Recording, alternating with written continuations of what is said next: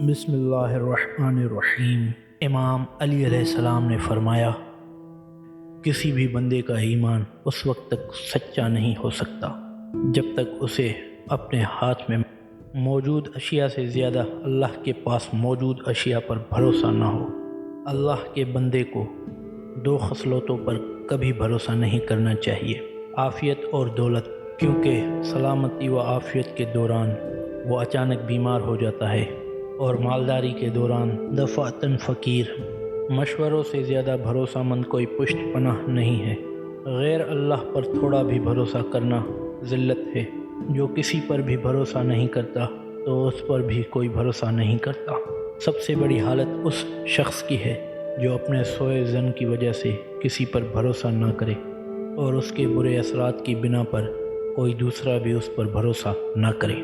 اللہ پر بھروسہ قوی ترین امید ہے۔ اصل رضا تقدیرات الہی سے اللہ پر اچھا بھروسہ ہے۔ نفس پر بھروسہ کرنا شیطان کے لیے سب سے زیادہ بھروسہ مند موقع ہے۔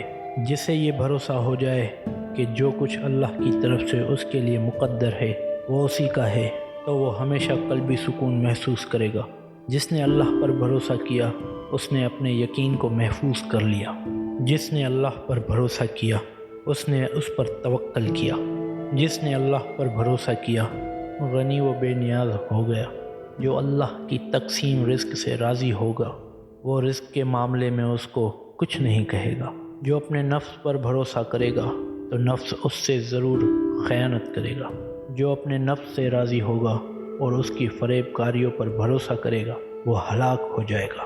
اس پر بھروسہ نہ کرو جو تمہارے راز کو افشاں کر دے۔ بے دین پر کبھی بھروسہ نہ کرنا۔ اپنے عاقل دشمن پر جاہل دوست سے زیادہ بھروسہ کرو۔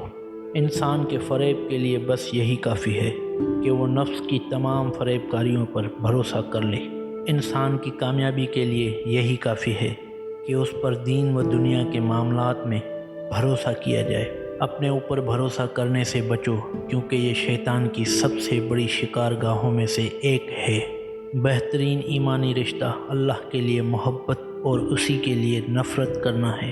بدترین شخص وہ ہے جو اپنے برے کام کی وجہ سے کسی پر بھروسہ نہ کرے۔